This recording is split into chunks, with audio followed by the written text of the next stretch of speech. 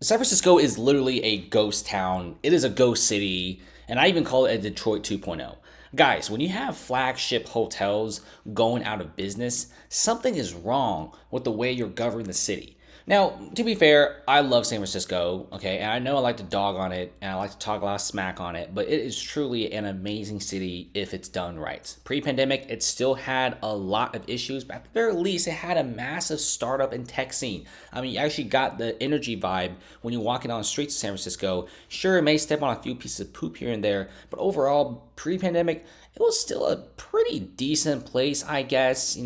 Some people just pretty much sucked it up and was like, screw it. Yeah, there's a lot of drugs, a lot of crime. I can't park my car here for more than 48 hours because the window get broken in.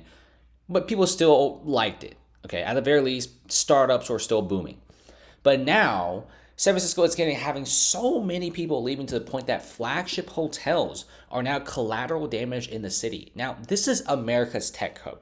This is pretty much the equivalent of China's Shenzhen and also Singapore's Tech City and also kind of like Ireland as well. These are all very, very wealthy and big places with a lot of tech cities.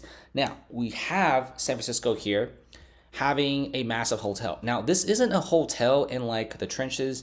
This isn't like a bad hotel. This is a luxury Hilton hotel in probably the best place of San Francisco. Like, I'm not even exaggerating. This is a very, very luxurious hotel. And San Francisco doesn't have a lot of very, very tall skyscrapers. And this is actually a very, very high, very, very luxurious skyscraper. And these hotels are never the ones that go bankrupt.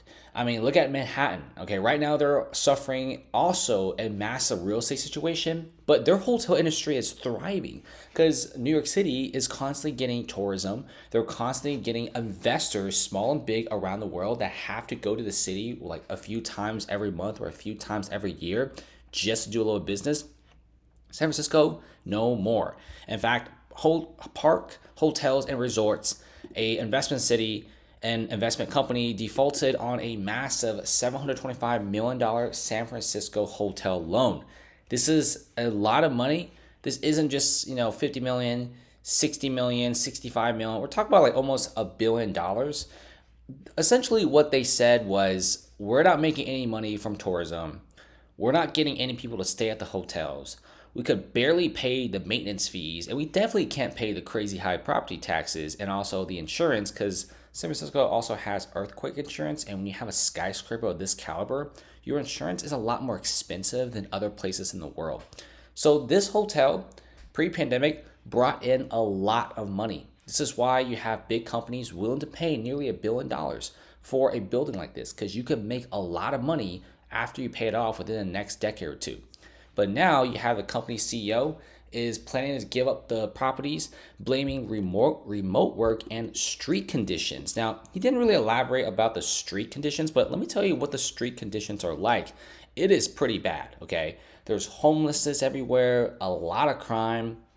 And in the previous video, I also showed off a lot of the streets in some of San Francisco's most vibrant neighborhoods. Like, these are wealthy neighborhoods and the retail stores are completely empty. It was insane. Like every 5 retail stores, 2 were empty. It was that bad. I mean, even Whole Foods is leaving because of the amount of homeless people. Now, you also have the Oakland mayor. Okay, they know that a lot of the homelessness in California, they take the homelessness and just dump it in Oakland. And the Oakland mayor is like, you know what? We're gonna allow this, but might even charge a homeless fee to other cities. Like straight up, like the Bay Area, they don't even care if you dump a bunch of homeless people in it. I mean, they're just thinking about whether or not if they should charge it. I mean, I think a better idea would be maybe set up maybe like some public housing on the outskirts of the city because a lot of property owners they don't want these buildings close to them. I mean, do something, right? I mean, implement something out there, but nothing really gets done in the city. And let me tell you guys, this is just the beginning because startups are totally mad right now. And San Francisco is so desperate for tourism because there's no tourism. The city already has a bad rep.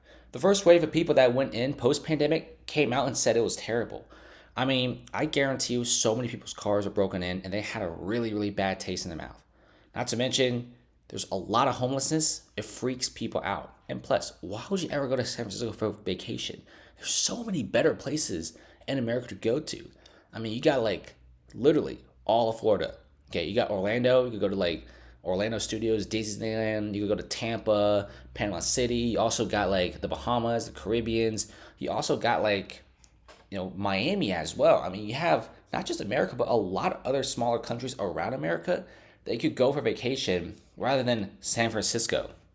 San Francisco is so desperate, they're launching a multi-million dollar campaign to boost tourism, but nobody's falling for that. Because one, people who do go see a lot of the stores are empty. Okay. And two, they will eventually go back and say how bad it was. In fact, the reviews of a lot of the San Francisco tourism is super bad. And then you also have businesses leaving. Okay, San Francisco did this themselves. They have no one else to blame. I mean, seriously, how bad did the politics have to get for you to mess up a whole entire city like this? Because this is pretty much a center of the startup scene. This is everyone's dream, every tech bro's dream. Venture capitalists love the city. This is a very, very good city. Okay, a lot of startups come here. Stanford is just a few miles south. And a lot of those guys had startups. They go to San Francisco, open these startups, and make a bunch of money. Now, with the city being like this, super high crime, these startups leave. When these startups leave, you don't have a lot of foreign investment.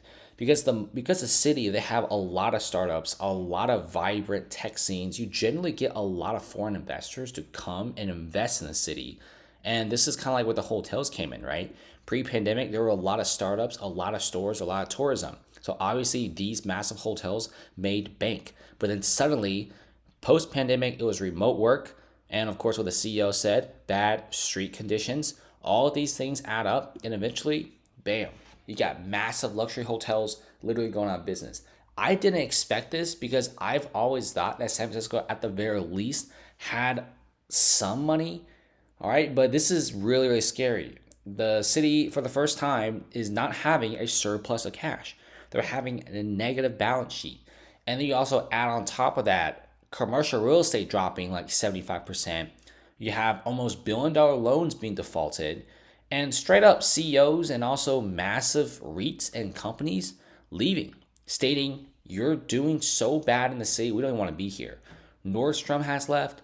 Old Navy has left. Whole Foods have left. Anchor stores that are very important for a city, when they leave, they tend to not want to leave because it's very expensive to leave. And when they leave, it's very hard to go back. So when those guys leave, they pretty much say this city is beyond repair and we no longer want to do our business here. And that is scary stuff. So be careful with San Francisco, especially with the real estate. I heard student housing is still very hot in demand, but that's pretty much like the schools. I guarantee a lot of people who graduate that don't really want to stay in San Francisco. The city is dying. Just look at the retail stores. Seriously, it is pretty bad.